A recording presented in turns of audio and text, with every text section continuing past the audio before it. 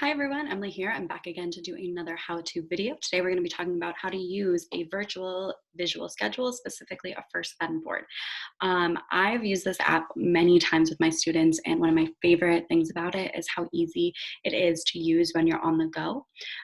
Sometimes when I'm using a paper-based First Then board and I'm looking for an icon or a symbol for something and I don't have it, not only do I get frustrated, but my student gets really frustrated. So this virtual First Then app that I'm going to show you today really eliminates that issue because you can take pictures of what you want the student to be doing and a picture of what they can then get for doing it right there in real time. So I'm going to go ahead and show you how to use it. If you would like to know more about how to implement a First Then board in general, I did do a video on that, so be sure to find that if that's something you're interested in. I am going to go ahead and share my screen to show you what app I am talking about. The app I'm talking about is called First and Then. It's not totally free, but it's not crazy expensive. It's $3.99 in the App Store, so go ahead and download that. And once you do that, this is what you shall see. So the First and Then app will look like this.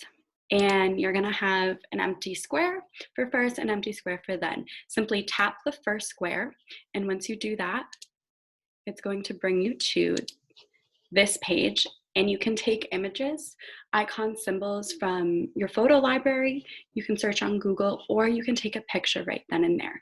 For the sake of this video, I use the camera icon, and I'll show you what that looks like.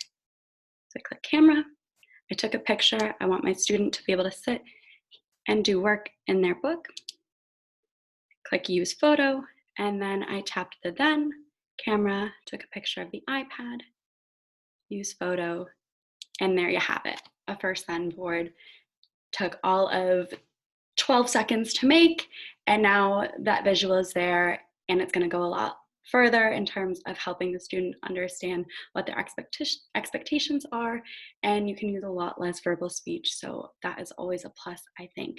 If you want to save the storyboard, simply click Save Storyboard, okay, and then you have that storyboard saved, so you don't even have to make it again, and you can just pick it up from where you left off last time.